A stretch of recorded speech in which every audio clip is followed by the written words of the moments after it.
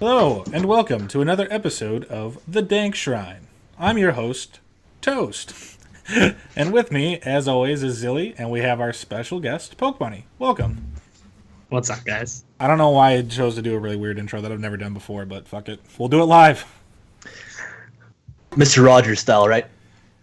What was Mr. Rogers' things like, hello, everybody, like, welcome to the neighborhood. Like, there was like a song, I guess. That's the DankShrine neighborhood right here. My age is showing now. Like, I don't remember that shit. Yeah, I do, unfortunately. So You do remember that shit? That's not. I just want to give a quick shout out to the Twitter. Thanks for everybody who follows Twitter at DankShrine.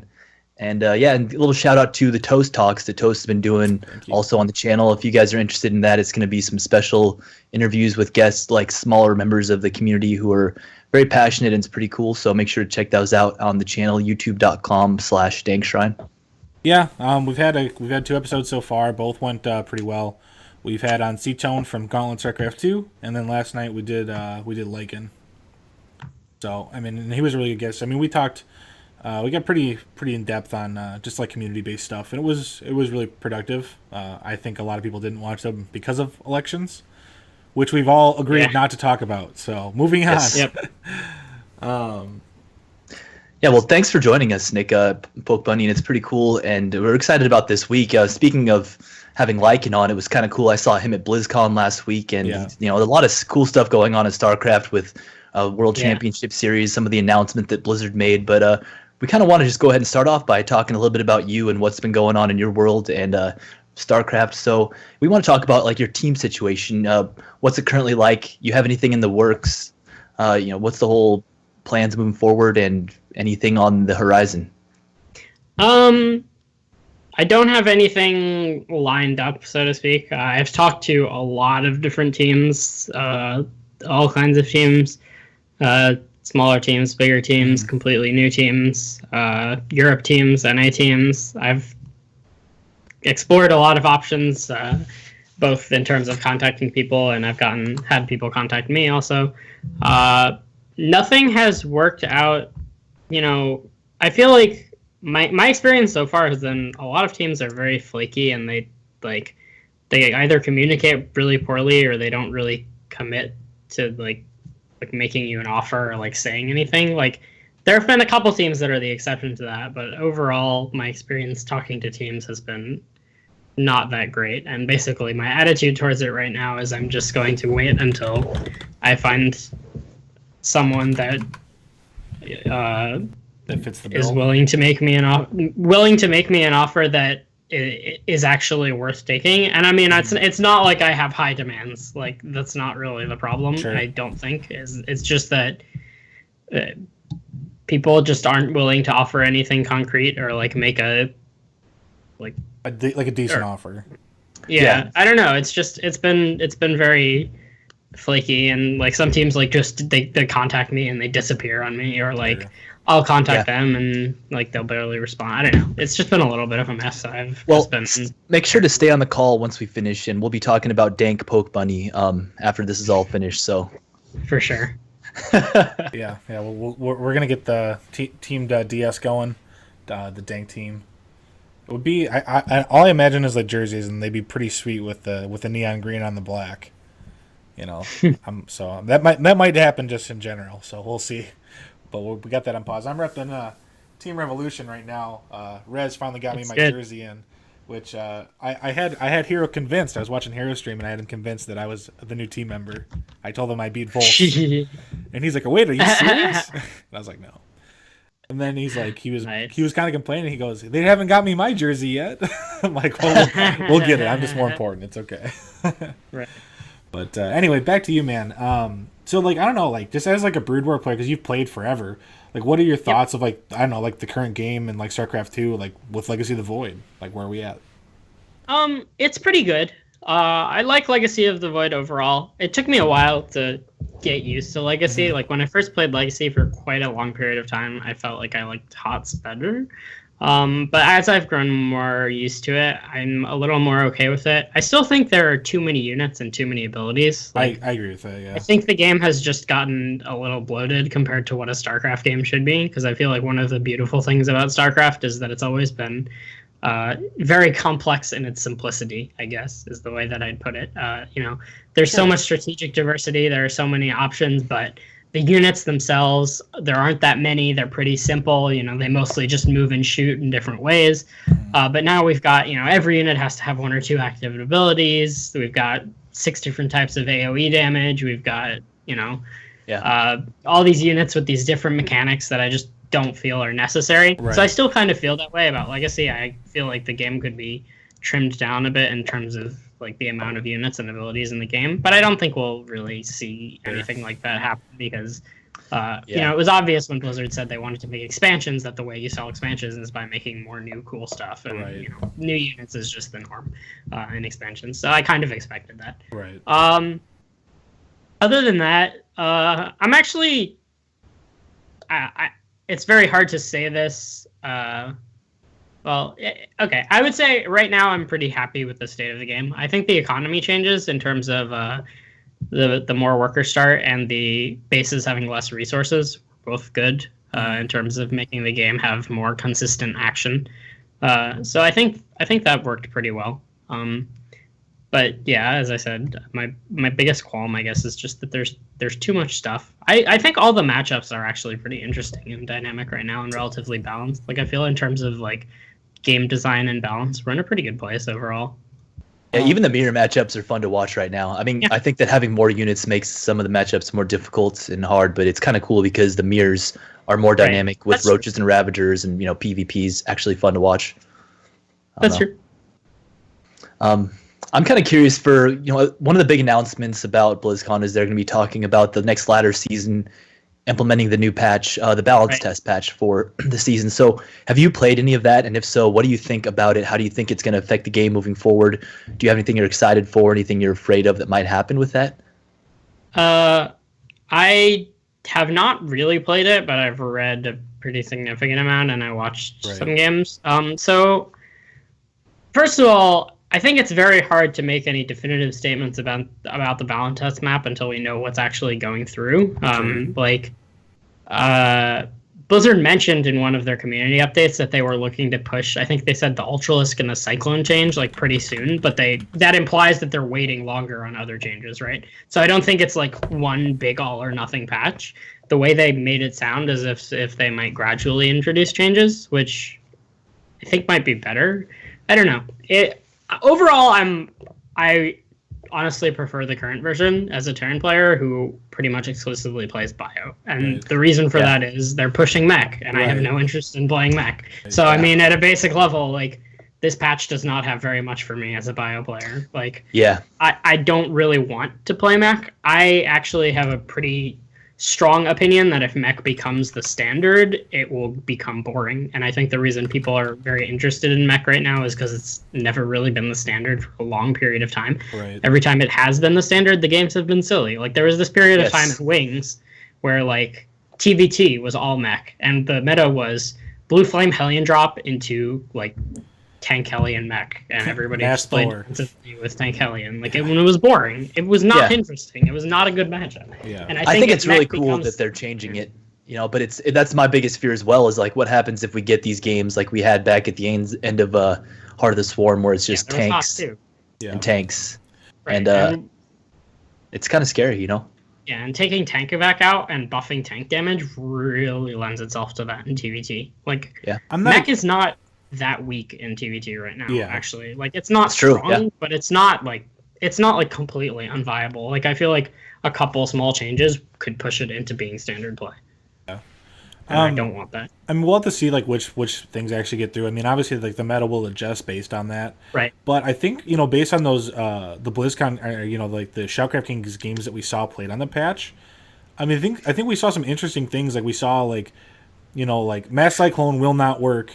Versus Hydras. Are you sure, Toast? Did you not see the Lynx around that just got shredded by Cyclones? Lynx did not work, but Hydras did. But Hydras did.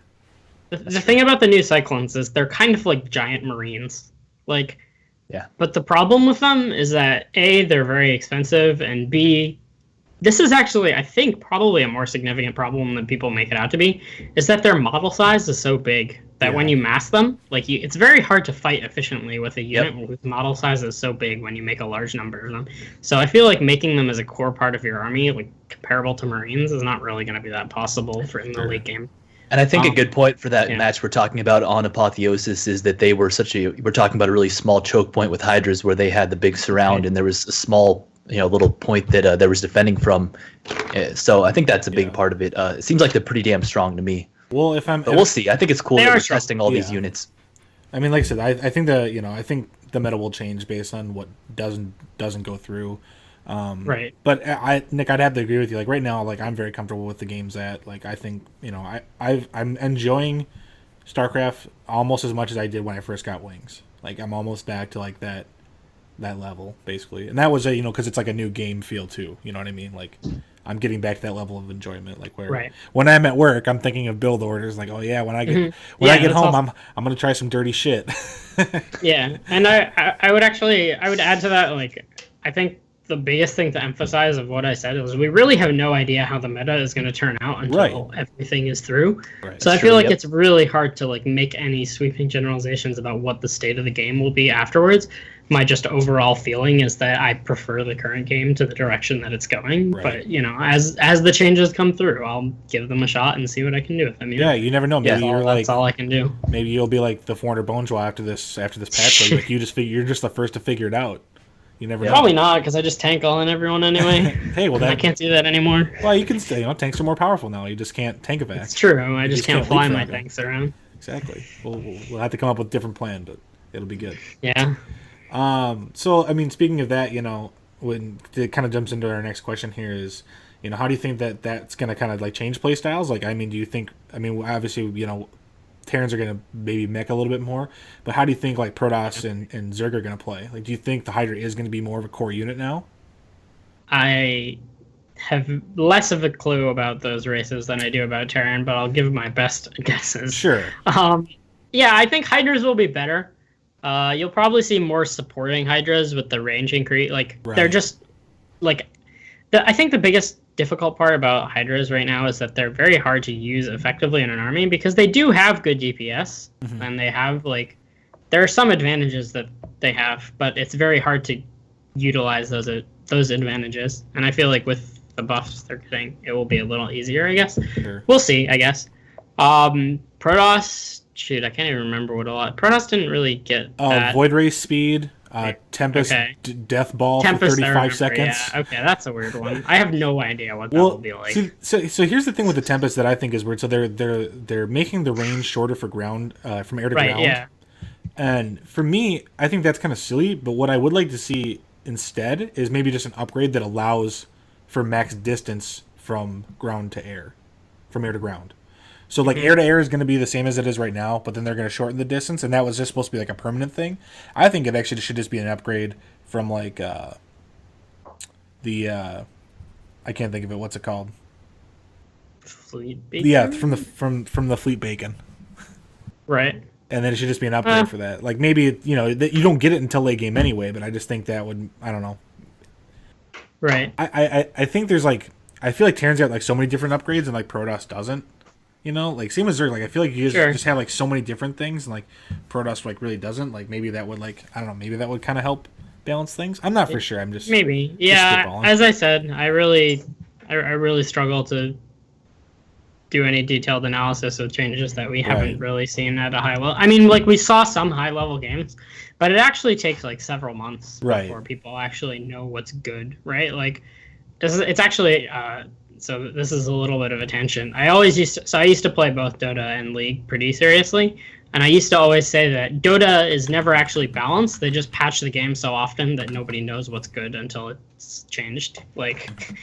And that's kind of how I feel about if you change StarCraft too often, people want I don't actually feel like we're at the point in Legacy where we know the optimal way to play every matchup. I actually I don't think we're there yet. No. I mean, in Broodwar, it took many years. We saw major revolutions. Major revolutions in PvZ play 6-7 years after the game had stopped being balanced. I mean, that's ridiculous, right? You can't possibly say that we know the extent of what's possible in Legacy right now, and those that revolution in Broodwar shifted the balance of the matchup. I mean, in Broodwar, ZVP was historically considered like probably the most imbalanced matchup in Broodwar in Zerg's favor until like 2006, and then it became Protoss favored for quite a while. So like, I feel like it's very hard to make any definitive statements on balance, even not even just until it comes out, but until we've actually seen how people play the game with the new balance changes. Yep. I think one thing we can say is that it's really cool that we're getting the opportunity to play this season out on the ladder. And one thing that David Kim said at BlizzCon is that it's like they have such a small set of data right now, but after being able to see a lot of high-level players abuse things, there'll be a lot better sense of what's going on. So it's cool to see. I know there's some scary things that could happen from these changes, but I think it's kind of cool that we're seeing enough, the Blizzard care enough about the game to give these kind of changes and keep it fresh and make sure it's balanced and fair. Yeah, sure. It's definitely very interesting.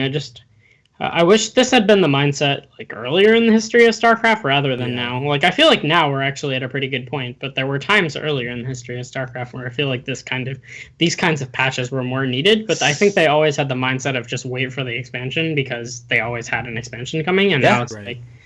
But part of me wonders like what their motivation was to make a big design change, because I don't feel like there was that much complaint about the design of Legacy compared to past versions of the game. I mean, like it certainly wasn't perfect, but I don't know. I think that's a really good point. It's a little confusing to me. In my opinion, what I think they may be going for is, like with Broodwar, like we talked, eventually the game kind of does get stagnant because you do figure out pretty much everything. I mean, like little things do get figured out every once in a while. Yeah. But I think the whole point is to try to avoid that, and if you keep the meta shifting, it keeps people engaged in learning and changing, and thus you're investing more of your time, and we're seeing different matchups.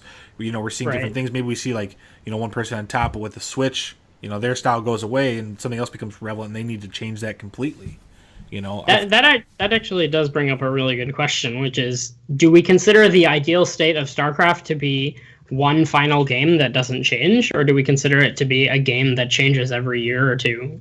That's a really good question. Significant patch. My attitude has always been we're working towards a final version of the game that will never be changed. That has always been my mindset, and I feel like actually in Legacy right now, I felt like we were not far from it. Especially after watching these BlizzCon games, it felt like that. And it felt like they knew the units and the small issues that maybe deserved a little bit of attention, like the ones that they've pointed out recently have been like Ultras, Adepts, and Warp Prisons, I think, were the biggest ones. Yeah. But it's very interesting to wonder about that, because if they do kind of take the MOBA approach and just constantly make balance changes, it certainly becomes a much different game. From a player's perspective, it's like it's no longer it's now more about adapting and figuring things out than it is about optimizing, I guess. Well, and I think that's maybe the point. The end game, and the not changing is really favored by players, whereas this ever changing is really good for the community as far as like tournaments go. Keeping everyone interested in things like that. Right. So, yeah, maybe. So maybe we'll see. I think another point to make is that, like, Broodwar was 20 years ago and people weren't interested in things changing all the time. And I guarantee you the audience of StarCraft right now is going to get probably a lot sick of it sooner than it would have been 20 years ago or 10. Maybe. I think actually we're in a good place. Like I think we're actually seeing kind of a renaissance, and I think I say this like every fucking time, but just with like content and stuff, like I feel like we're we're getting back to like a really good place. Like I feel like there were some really dark days, like where everyone was like not really playing very much, and like we hit some some rough times. But I feel like we're actually in a pretty good place. Like the community's been, I would say 99% positive as of late. Like really good. Like like there's always like helpful threads going on. Like I rarely see cancerous talk other than in general chat. Of StarCraft, but I haven't been in that in months, so yeah, I don't know. That's just kind of like my 2 cents on everything right now. Yeah, I mean, I don't know. I don't have that much of a comment on that. It's like my opinion is just if I enjoy StarCraft, I'll play it and watch it. Well, exactly. If I get tired of it, I won't, and that's okay. Like I don't worry about what other people are doing. I don't worry about how big all the prize pools are. I don't worry about how sure. many viewers this guy is getting on Twitch. I just, if I like playing and watching the game, I'll play and we watch are the worried game. about that right now, though. So let's, no, I'm just kidding. But anyway, so kind of moving forward. So something that we kind of talked about is your plans for the future. What would you think about just like creating your own team or organization? I mean, you've been around the block. I mean, you've been on multiple different teams. You've kind of seen like different aspects. Like, what do you think of that? I've definitely toyed with the idea in my mind, and I'm about to finish a degree in IT, so I should be able to get like. Hopefully, the goal is that will get me a decent job and give me some income to play with at some point in the future, whether it be now or several years down the line. I do love the idea of doing something team related from an administrative side. Actually, I feel like on past teams that I've been on, I've kind of been more closely communicating with management than the average player and giving my input on different like decisions and different like things to do with the team. Like I've always kind of tried to give my input in that regard, and I feel like I know both players and management very well. So I feel like making a team would be something that definitely interests me, but I don't think I would want to do it without money. I feel like I don't want to get involved in the like total amateur scene where we're trying to scrape together $100 to pay for some guy's LAN entry fee. Like if I wanted to do it, I would do it in a way that could actually significantly support players towards what they're trying to do. Right. You want to do it right. You want to be able to start the organization on a high note. Just have everything ready versus like trying to build up to it.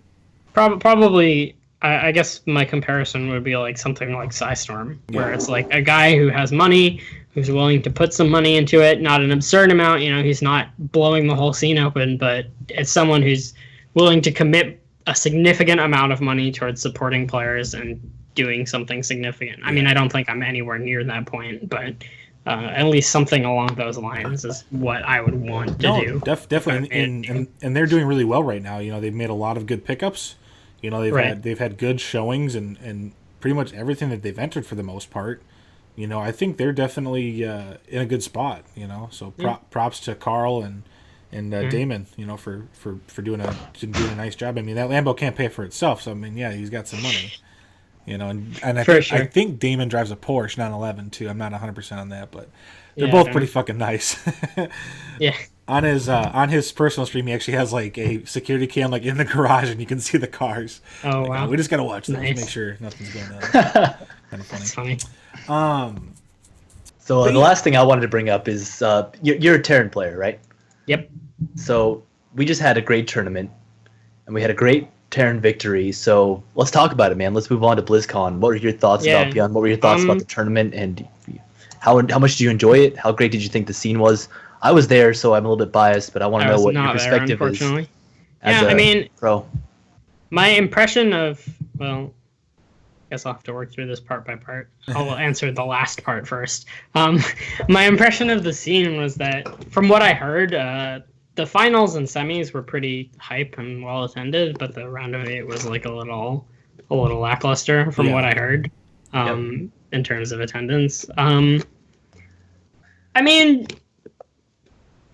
BlizzCon has a lot of cool stuff going on. People aren't there only for StarCraft. Right. People will obviously be more inclined to watch the finals. It is what it is.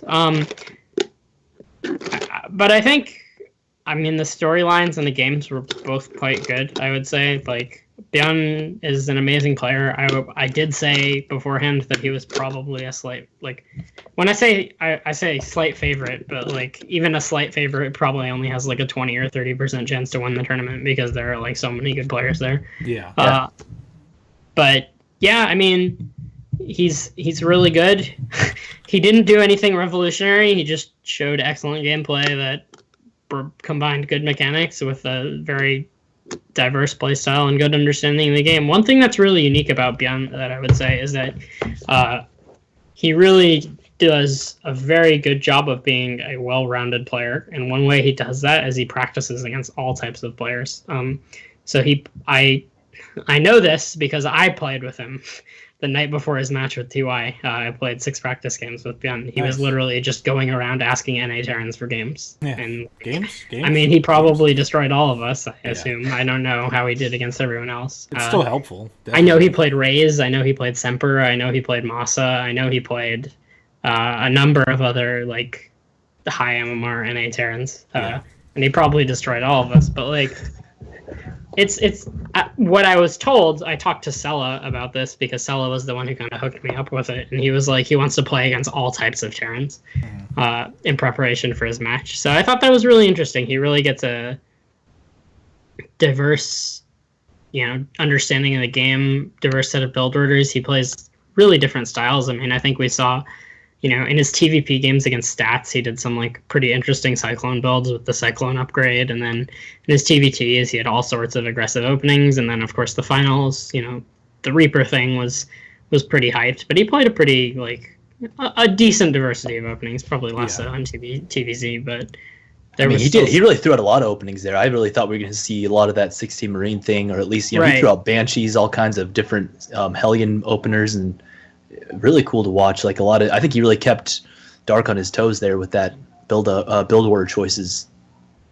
Right. Yeah. But anyway, I think one of the most, I don't know, Bjorn combines great mechanics with a very open mind and willingness to play a variety of styles at the highest level, and he does it as well as anyone we've ever seen. I mean, that there wasn't anything completely revolutionary about his play. He didn't play differently than every other Terran we've seen necessarily. I mean, he had a little bit of a different, a couple different builds that we don't see often, but it wasn't, some revolutionary understanding of the matchups that he brought out at BlizzCon. Right. And he played very well, and they were very good games. It was a lot of fun to watch.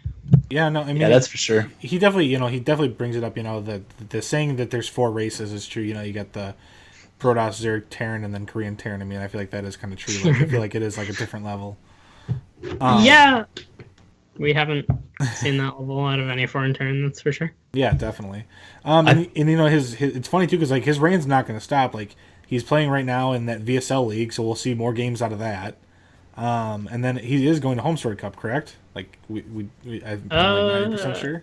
I don't remember. Okay, maybe I could be wrong on that. I haven't been super deep and correct, honestly. I could be wrong. That happened today, right? But I know he is going to be. They had the qualifiers, but I know for sure he's going to be in VSL in the team league. So I mean, he's definitely like keeping like games up. Like he's not stopping. So he's only going to be even better at this point. With all these games, and I'm sure he's just like on this absolute high.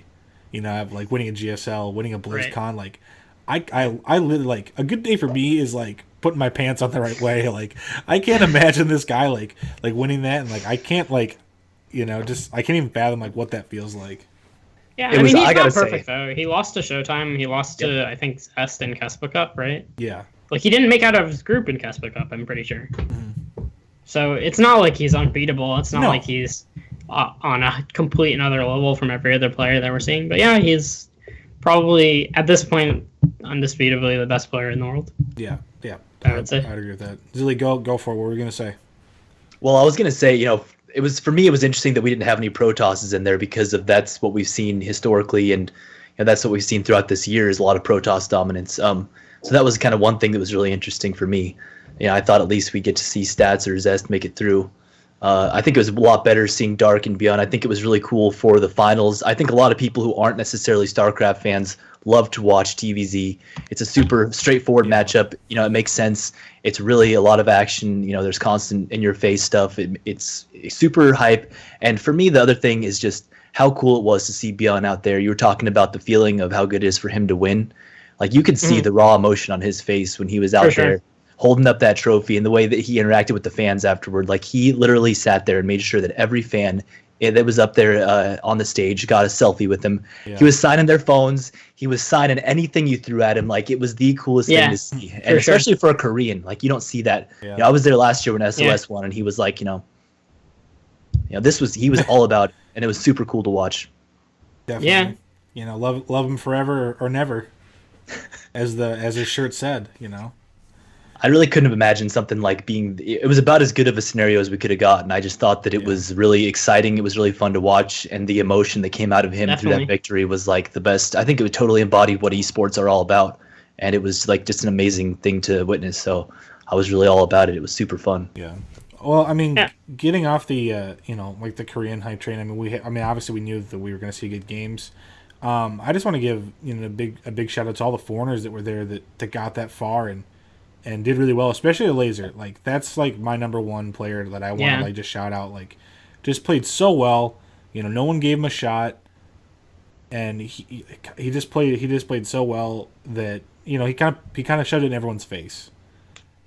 For sure. He was probably described as one of like the 3 or 4 weakest players at BlizzCon. Like, I would say most people thought he would finish last in his group. Most people thought that he was one of the foreigners who didn't really have a chance of competing with the top level Koreans. And he did. And he did well. Really overall this year, and especially in this tournament, we definitely saw that the skill gap is not all that big. Yeah, definitely. I'm looking forward to seeing more of his games, later this year and into next year.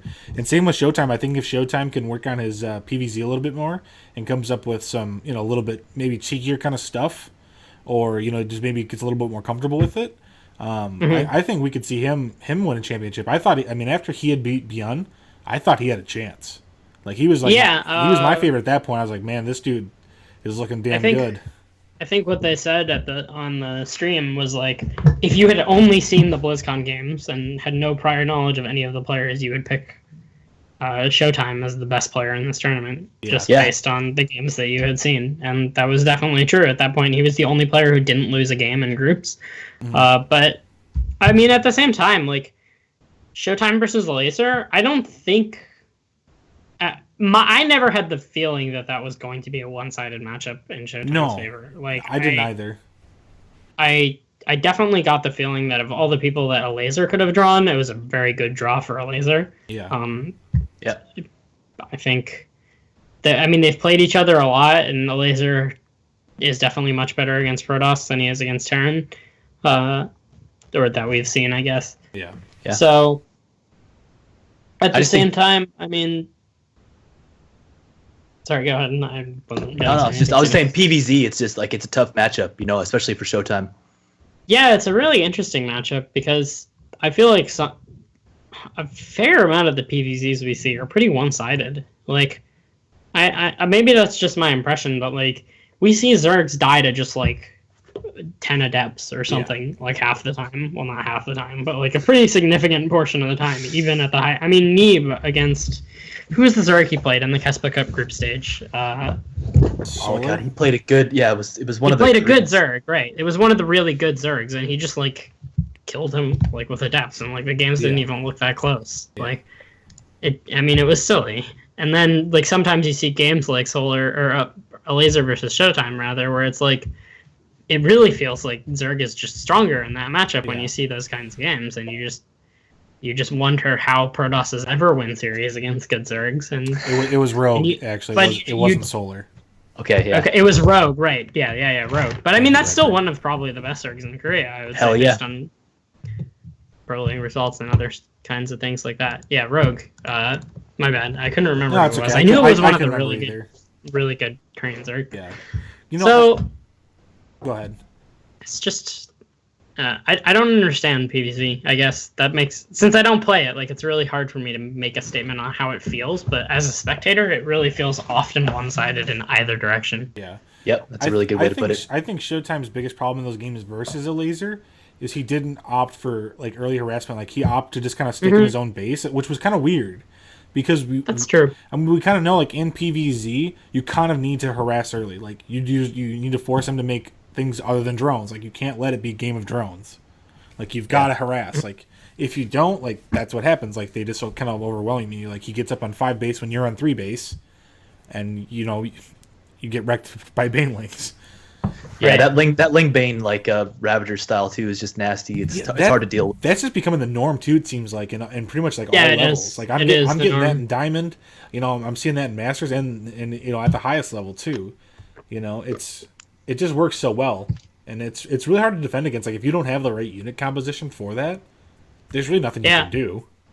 Yeah, it's so interesting to me because Banelings against Protoss have never been they've never been a core unit, and I don't understand what changed to make them a core unit, other than that Zergs just were like, you know what? If we build even more Banelings, they can kill anything. If I build so many and he doesn't have HTs and force fields, right, this could work. Can we just talk about like how great this game is for a second? Like Banelings versus Protoss. You know, have we ever thought that had been a thing? And it makes it really fun to watch. So right. I think, and it's not even just as a counter to Adepts. It's like people just make Banelings against Protoss all game long. Well, I think why they know they can get away with it now is because Ravagers can break force fields.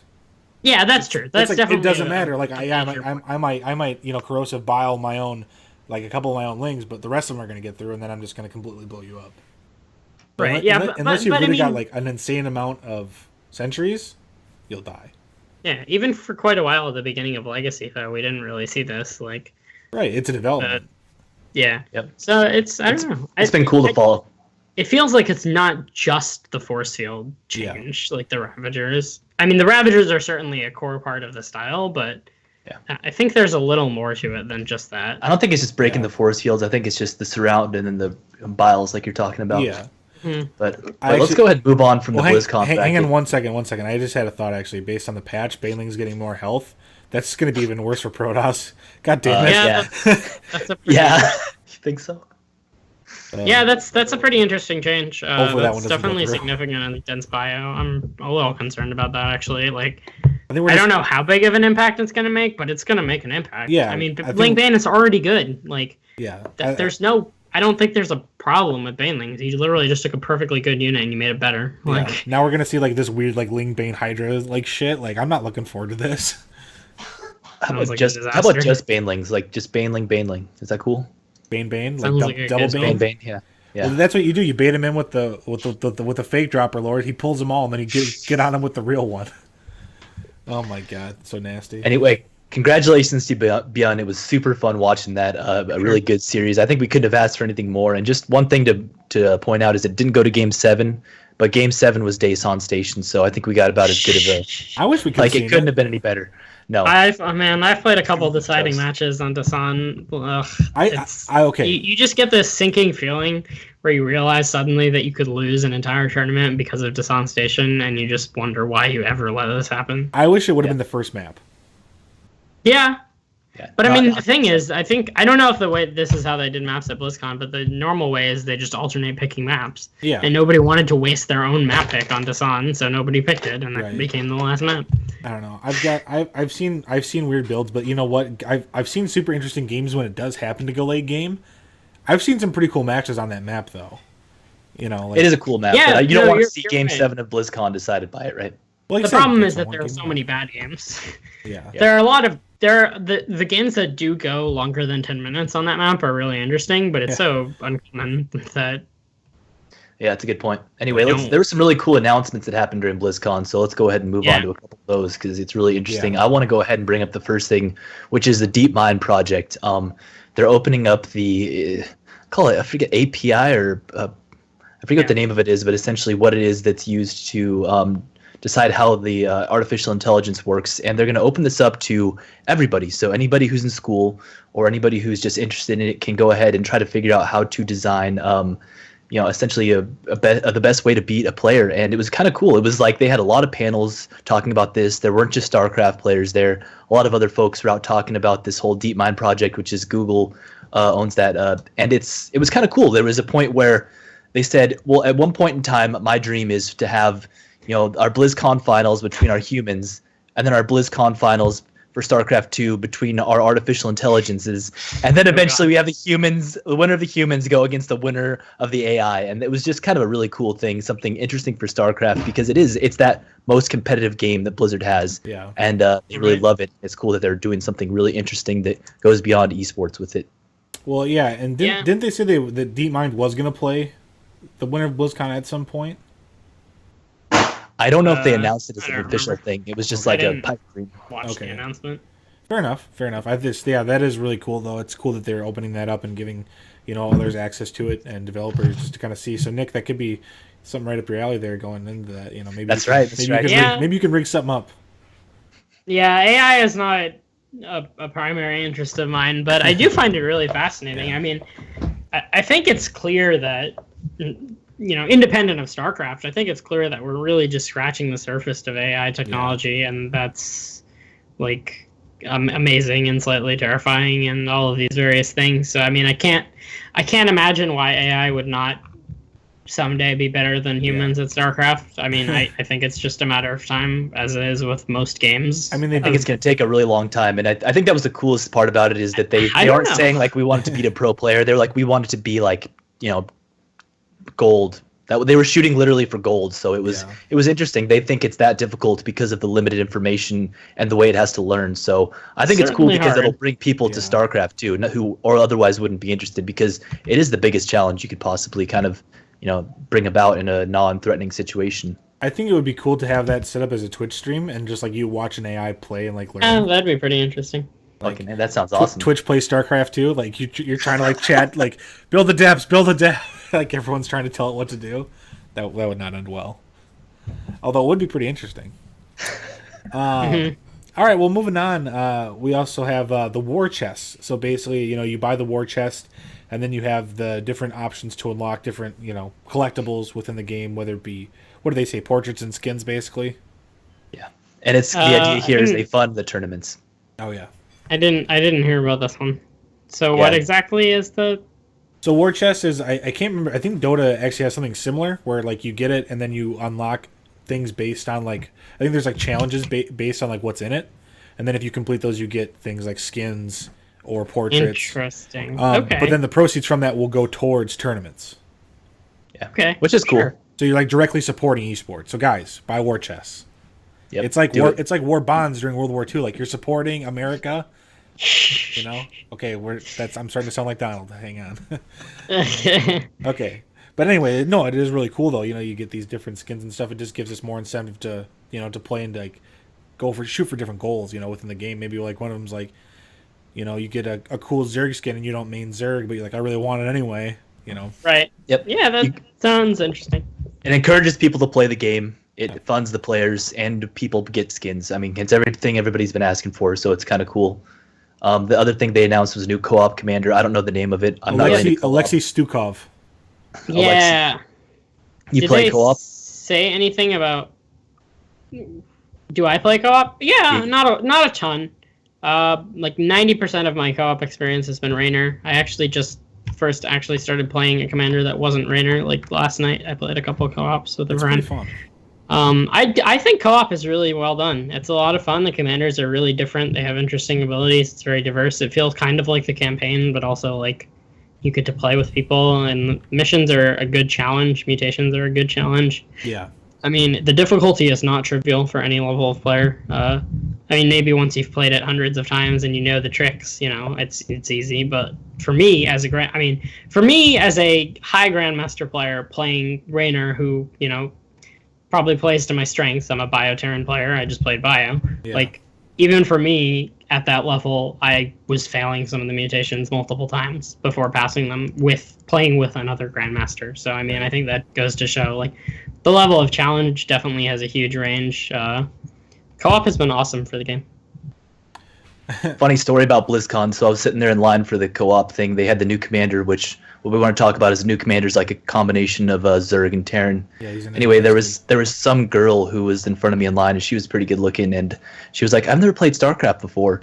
And the other guy in front of me was Winter, and I was like, "Well, you're gonna be playing with this guy who he's pretty good. He may not be the best guy in the world, but you'll be all right. Don't worry about it." He plays a lot of StarCraft. Yeah, he plays a lot of StarCraft, so I kind of feel bad I hooked Winter up with some cute little girl, but whatever. Well, you're married, so it's not like it matters. But if it was me, I would have been like, it's all right. Like I would have like swooped in behind her like the golf, like there, you put your hand on the mouse, I'll show you. Like I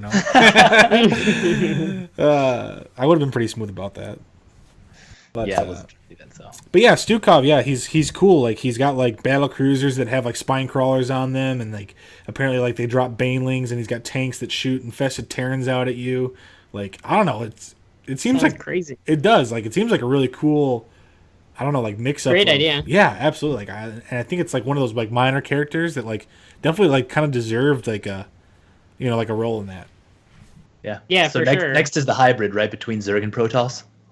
It definitely like it goes to show that we still got more potential for commanders, right? I was kind of worried actually that like once we got past 2 commanders per race, like once they kept releasing commanders, that there'd just be too much overlap and then like they wouldn't have unique identities. But combining races is definitely a good way to give them unique identities. Yeah, I'm not for sure what they would do for a Zerg Protoss because I don't think. I mean, maybe you could do like a hybrid, but I don't think there was one that had like a name in the campaign though, right? Like, I don't think there was like a literal like character. Yeah. Could you give Amon the hybrid? I mean, he's a Zelnaga. That's not really the same thing. Yeah. But I mean, maybe you played different. But you could give him a command. Like he doesn't. He voices he's it. the commander, right? He's like controlling a hybrid, but the hybrid is the character. That could be it.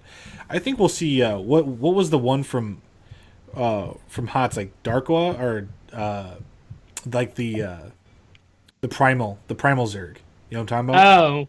Yeah, I know exactly who you're talking about, but it's been so long since I played HOTS. I'm actually replaying the campaign right now. Me too, actually. I'm on the last mission of Wings, so I haven't gotten quite to HOTS. Oh, last mission. But yeah, I think he would make a good commander too. Like bring back some like the primal Zerg units, like a little bit of that. Like I think that would be pretty cool. I mean, they did something similar with Duhaka. Yeah, that's right. That's what it was. But yeah, I think that would just be kind of cool to bring him in. So I think they still have plenty of different options for commanders. Yep. Yeah, I think that's really good. And the other great thing is that it gives them another reason to keep making content because they can keep making money off of it. And yeah, people love that stuff too. Like that's the biggest sellers, the co-op. So most people are playing co-op. Well, so and if you have Starter Edition, you can pretty much play everything at this point. Like you've got full arcade, you've got co-op, you've got multiplayer. Like co-op is limited if you don't buy the game. I'm pretty sure. I think you only have like You're the limited starting to like 3 commanders or something. Right, but you could still then you can try it. Exactly, it's cool. And then we have the final Nova mission packs too. Those are coming out. Yep. So excited for that. Well. Yeah. And then I haven't actually played those yet. I really should get around to that. They are really fun, and while you're playing those, you should also watch Carbot stuff too, because it really goes along with that like really well. And they always do a really good job too. So I mean, there's no reason not to watch those. Gotcha. Yep. So and then the other thing we talked about already is that we'll have the off-season season be the balance changes, and the other thing that we didn't hear about was the Broodwar remake, but. Kind of moving on to our general StarCraft news. Well, hang on. Have so heard some leaked things about this. Yeah. Oh, go ahead. I didn't know if you were going to talk about it. Go ahead. Yeah, I mean we've heard rumors about the Broodwar remake leaked by folks who were recently. I think it was on Reddit. Yeah. But they didn't announce anything about it at BlizzCon. So apparently this is still a ways off, or they didn't want to bring attention to it. I'm not exactly sure what's going on here, but apparently it's still in the works. But they didn't bring anything up about it. Not a word. Well, in the Reddit thread too, they basically had said that it's not what you think it's going to be. It's basically going to be one played on two.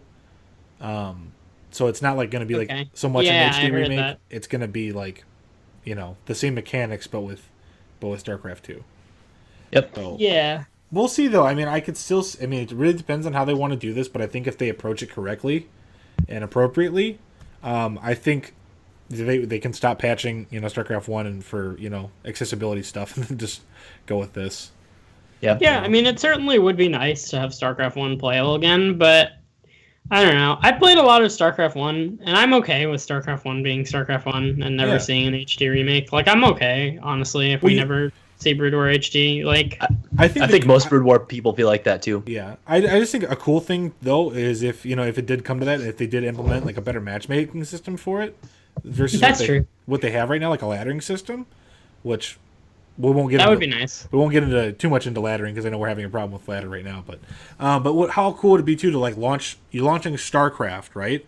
And then you can switch between 1 and 2. Broodwar. Yeah, that would be cool. That'd be fun. Like take a little break. It's within the same launcher. Like okay, I can switch back to Brood and then go play Broodwar, or I can switch back to 2. It makes you wonder though, like.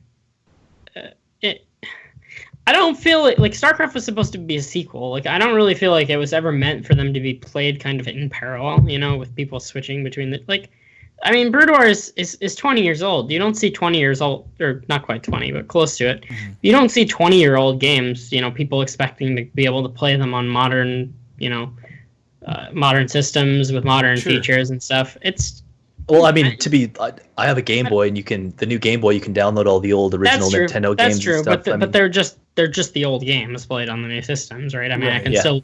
I can still play Broodwar on my computer if I want to. Right. I don't know. There's something. I think there's something about like Blizzard games that is like we don't want to stop playing them. Like we're looking at like the Diablo 3 patch. They're bringing back the Necromancer, which is like the best character, which is awesome. And then they're opening up the Citadel, which is basically from the original Diablo.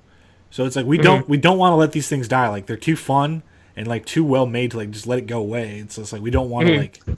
It's hard to like let something that's that good just go. You know what I mean? And let's be real, it's easy money.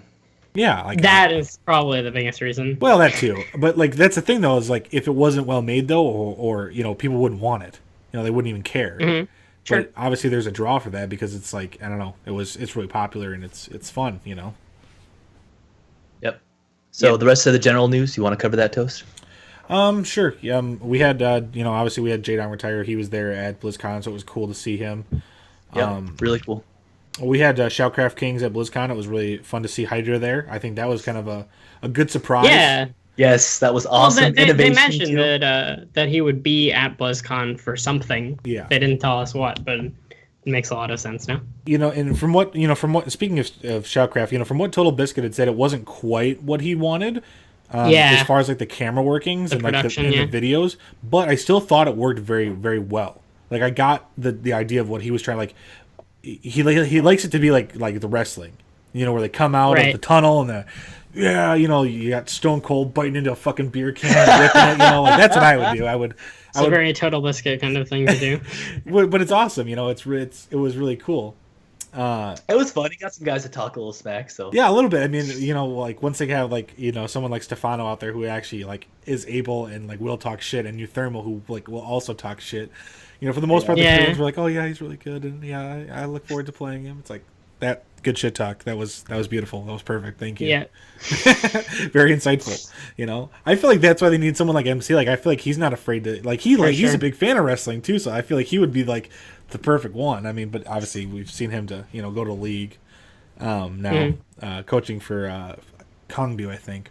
But that's cool. I wish him the best of luck as well. So we had obviously like I said a couple players retire. I think right now Hydra is actually contemplating whether or not to retire and go into military service now or wait. And I think he has to go into military very soon, if not now. I think he can still delay it a little bit longer, but I don't know what he's decided. So we'll kind of have to wait and see. I hope he sticks around for a little bit longer. It would be kind of cool. But it was pretty cool to see him win $2,000 for his honeymoon. Hell yeah! A quick 2,000 before I go. For sure. I actually. Shoot, I had a short thing I wanted to mention about that, but I forgot what it was. Never mind. Carry on. Moving on. It wasn't. It was only tangentially related. But and then just going, the last party of ShoutCraft Kings is, we did have a lot of cool matches. We got to see the show match between Stork and Stefano in Starcraft's mod. That was pretty fun. We saw like the cutest Baneling bust ever. Yeah. Poor Stork, like taking the wrong base on that map. Starcraft is definitely not meant for serious 1v1 games. That's for sure. Though. No. And I think it was In Control that was very confused about the creep tumors looking like angry little buttholes. It was really good commentating. It was nice having In Control there for that. I thought, going to the casters, I thought they all did an excellent job. Between Todd, Tasteless, Artosis, Maynard, all those dudes. Yeah, I think shouts out to Maynard. Yeah, definitely. In Control, they all did a really good job. TB. My only one complaint, it's not really a complaint, but what the fuck was going on with those pop collars in that first... oh my god, I noticed that too. At first, I didn't... I was like, is this really a... Yeah, I didn't realize it was a meme at first. I was like, what the fuck's going on? Like, who told them that was a good idea? And then Apollo had these awful yellow socks on. Oh my god. Why? Jeez. If I had to guess, that was either Nate's idea or In Control's idea to do like the 70s porn star flip out collars. But It does seem like an uncontrolled idea. it was a good meme though. It was a good meme. It was fun. Yeah. But yeah. And then I think the only other thing we have for news is obviously like we have VSL going on, which I think the first day is tonight, tomorrow. Yeah, very interesting. It's kind of like teams, but not really teams. Yeah, we've got like a good mix up of like old MVP players, SK, KT players, like kind of all, Beyond's in there too. There's a good kind of mix up. So I'm glad that those players that aren't on teams anymore are still like playing though. And it's on the balance map, right? I don't know if VSL is. You might be thinking of GSL is running a tournament. Oh with, yeah, it's with GSL. the balance. Yeah, there's that other tournament that they're doing like an exhibition tournament basically that has 10 Protosses. I remember. Perfect. Yeah, it was like 10 of the 16 players in the balance test tournament. Yeah, it was like 10 Protoss. Like a great way to test balance. 4 Zerg and 2 Terran. Like that's all we can handle for the mech. But that's cool too. So yeah, we'll have that balance map too, tournament, and then VSL will be going on. Those are both coming up pretty soon. And then what else do we have? We have Home Story Cup coming up. The Go for StarCraft 2 for Gauntlet, that's coming up. That's pretty cool. Oh, and then Gauntlet's got the Beyond vs. You. I don't know if you guys saw that, but they did Scarlet last time. Yeah, I saw it. I didn't read it in depth. So basically, make sure you guys go check that out. Gauntlet's putting out some really cool content right now. They really are. So basically, what it is obviously you'll have Beyond, and he'll have like certain things that he needs to do before he can win or like attack. So like one of the ones that they had Scarlet do is she had to sacrifice a mothership core before she could, or the mothership before she could like officially attack. So it gave the other two like a chance to play, and basically it's 2 average players or whoever wants to basically, and they play Archon mode versus her. So it's like a 2v1, but in Archon. Yeah, this sounds exactly like TL Attack. Do you guys remember TL Attack? Have you guys even been around for that long? Yeah, no, I remember TL Attack. That was really fun. They did some in StarCraft too. Yeah, quite a few. I remember it mostly from Broodwar. Yeah. Oh yeah, it looks like there were actually quite a lot of StarCraft 2 episodes. Yeah, it sounds so much like TL Attack. But it was cool, and they had, like I said, they had Scarlet on last time, and it was really fun. Like it was super fun to watch.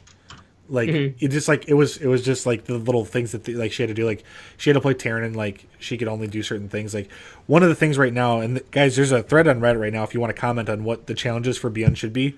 One of them that I said that is he has to switch hands, so he has to play lefty. So hard, right? So I think that'll be a good one. And then another one is someone said he can only play mech, and he can only use the mech units in their transformations. So he can only use landed Vikings, Hellbats, and siege tanks. But before he can attack, he has to write out transform in chat each time before he attacks. So I like that. That's funny. Pretty good right there. Yeah, like it's just kind of a ridiculous thing, but it's like totally like I don't know, just cool and like fun to watch too. Like it's not like it's such a serious thing, but it's like who doesn't want to watch Beyond like do some bullshit like that, right? Like that's just entertainment. Mm-hmm. Yep. I don't know, definitely cool. I think that's all we have for news, unless either of you had anything else. That's it for me, Nick. Anything you wanted to bring up? Any shouts out or shout outs? Shouts out. Oh boy. Shouts out. Besides to us. No, well, shouts out to you for coming on, man. Yeah, Thank that you. too. We appreciate it. I would just say thanks to everybody who supports me and watches my stream and, is interested in what I do. I'd like to, be as involved in StarCraft and do as much as I can. So, yeah, that's twitch.tv/Pokebunny or. Yep. Yep. Perfect. All right. And then you can follow him on Twitter @Pokebunny too. Yep. And then keep it simple. And then hit him up for his Discord because he's got a new Discord channel just for fans. Yeah, I did just make that. I haven't really advertised it yet. Oh, but sorry. Yeah. No, not like intentionally haven't advertised it. I just haven't gotten around to telling people about it. I tweeted it once, and that was like it. I joined like right away. I was like, oh, cool. So there are only like 10 people there right now. That's all right. Well, you know what? Since we switched to a live format, one thing I've been doing on Toast Talks, and I want to just kind of do this real quick, is if anyone has any questions in chat, guys, we'll look at chat here for maybe like 2 or 3 minutes. And if anyone's got questions for me, Zilly, or Pokebunny, let's see them right now, and we'll see if we can't do our best to answer some questions here for the next like 2 or 3 minutes. Sounds good. And then what about MMO Coach? We got our sponsor. Yeah, we want to give a shout out to our sponsor, MMO Coach. It's a cool opportunity if you want to play or to be a coach. Click that link and you can actually sign up. You can make a couple extra bucks on the side in doing some coachings. They really need coaches of all levels. So even if you're only Diamond or Masters, I mean, I'm only Diamond, but I've already done my first coaching. I helped the Bronze player get to Gold now. He's come back for 2 sessions, so he enjoys it. I go over the replays and I kind of coach him on builds. I mean, he likes that I'm really cheesy because that's how he likes to play as well. So it works out well for him.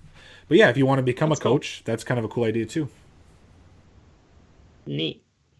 I think the best thing too is you can actually set your own rate. Like they don't force a rate on you. Good. So I only charge like $5 per hour, so like pretty low. Like that's not like. I think Cats is like $100 an hour, and it's like, well, I'm not ever gonna buy that. So. Nick, how much would you charge for coaching? When I did it recently, I used to do a lot of coaching in Wings. My rate was usually somewhere between $20 and $30 an hour. If I did it again now, it'd probably be, I don't know. I think it would probably be like around 30 if I did it now. Do you think it would depend on like what level they are too, maybe? No, probably not. Okay. I feel like being biased like that is, I don't know. It's not something I really wanted. I meant more expensive for higher level players because you don't want them to be competition, right? I've actually coached some players who ended up. So I guess probably the most notable student I ever had. He ended up becoming a pretty well known pro CS:GO player.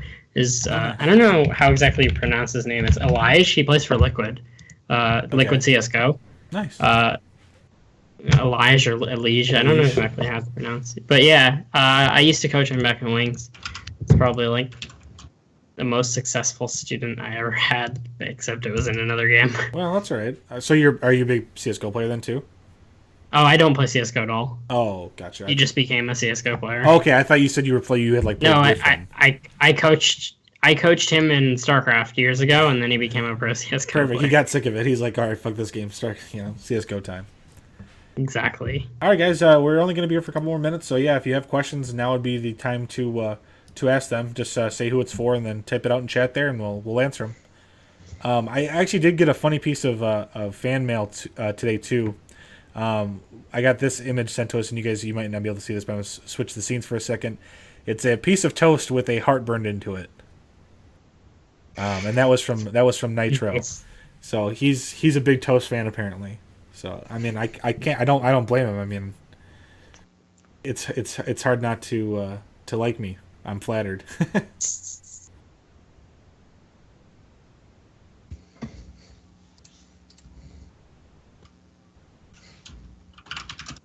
All right, guys. Any serious questions?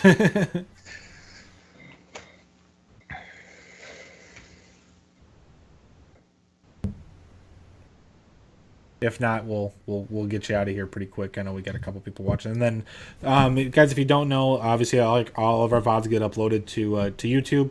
You can click the link below to go directly to our YouTube to see all our old videos. The Toast Talk videos are there as well. And then if you just tune in for the first time, consider hitting the follow button. I really appreciate that. The more followers we get, the more it helps, and the more you support the community.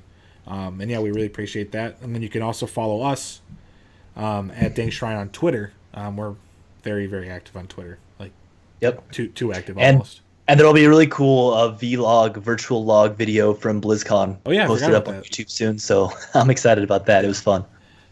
All right, Bunny, you got a question here. Have you ever used the parasitic bomb glitch on ladder?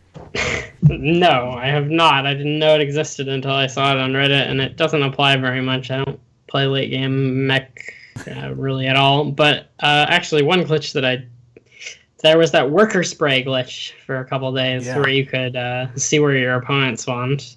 I tried it out, a few games just because I was so amazed that it actually worked. I was like, oh my god, this works? You can do this? Right.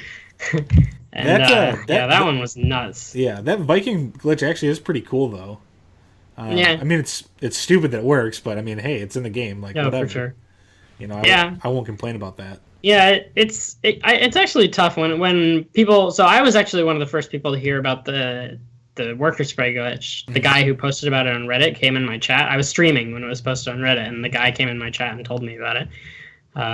So I tried it right away, and I was just like, oh my god, like, I don't know how I feel about using this, but the thing is, all my opponents could be using it too. So like, I feel like you can't just like assume that everyone else is going to be a good person. I don't know. It was a difficult moral question for me, how I felt about abusing what I knew was an unintended glitch. Yeah. Another question here is, should these type of glitches stay in the game? They were a big part of Broodwar, and it's an open question. No. Not something like this. I mean, the Viking thing, honestly, I don't think it's that big of a deal. That's pretty hard to execute live on ladder. So, I mean, I guess it could stay, or I wouldn't have a problem with it. I think you'd have to ask the developers, I say no. I don't think. I think the only person that's going to use it is Nate anyway, so I don't think it matters. Let's see if we've got anyone else. Thank you for the follows from Bunny, from you. Thank you for following the channel. I appreciate that. From Melty, Starcraft, and then Nerfy. Thank you guys for following the channel. Appreciate it. Well, I think that's going to be it for us then. I don't think we have any other questions, but again, I wanted to thank everyone for tuning in. I wanted to thank Nick for coming on and talking with us. Maybe it's been real cool to meet you. Yeah, maybe we'll have you on another episode once we have some more tournaments. We'd love to get you on maybe after a big win at one of these big lands, maybe Cheesadelphia or anything. Yeah. After you win the Cheesadelphia, you have to come and give us your lowdown. Oh, are you going to that land in Wisconsin this year?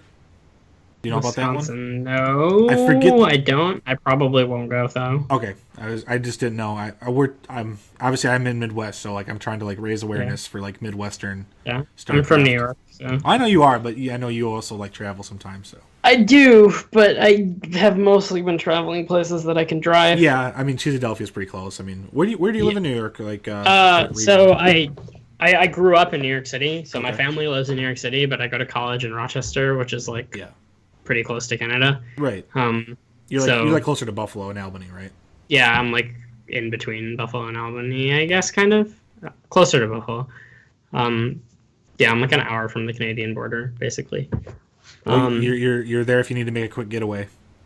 Exactly. With all this stuff that's going on lately. I've already been invited by a couple of people to come hang out in Canada. Yeah, definitely. I'm looking forward to maybe another not Homestar Cup, DreamHack Montreal. I think that's a good event. Yeah, for sure. Yeah, I'll definitely go again next year. Yeah, I drove last time from New York City. It's not too bad to drive in. It was a really fun event. Yeah, definitely. I'm hoping to get to all the DreamHacks that have StarCraft next year. Yeah. We don't know which ones will have StarCraft, but hopefully all of them have some sort of StarCraft. Any of the ones that they've announced for the US, I'm hoping, and like Atlanta, I'm okay with because like flights to Atlanta, pretty much no matter where you're from, are cheap. Colorado's not too bad, and then Houston also isn't awful. Like they're pretty big hubs. So like I'd be down to go to all three of those. Yeah. Well, Denver would be awesome for other reasons too. So let's just say it's like, wait, are StarCraft players tested for drugs? Is that a thing? This is a serious question, actually. I don't think it's commonplace. I have never been, but I've also never been in like a premiere event. I guess like the closest thing I've played in like an IEM where I was top 16, but for the most part I'm not usually in like the top 16 of premiere events, right? Not where they would probably do it. Not that would help you, but maybe more like Ritalin or something, or whatever. No, it's definitely been discussed and mentioned. Yeah. I don't hear that much mention of it like at tournaments or anything, but sure. I'm pretty sure it exists. Well, we all know that Tasteless does a bunch of blow behind the curtain before he casts, right? I mean, that's how he gets. Yeah, that's exactly. I mean, you could hear him back there, right, Zlay? You could hear the. Yeah, I mean, we did a quick one before the game started. He left his lapel mic on. Oh my god, that just like it's funny too because like even if that's not true, like you could totally just see Tasteless doing something like that too. But Tasteless is a literal god. So, but anyway, well, Nick, we'll let you get out of here again. Appreciate you coming on. Thanks for watching. Thanks for the follows. Look forward to next week's show, which will be next Wednesday, and then look for Toast Talks on Thursday for next week. Yeah, thanks for coming on, Nick. So yeah, till next time, guys. Take care and have a good one.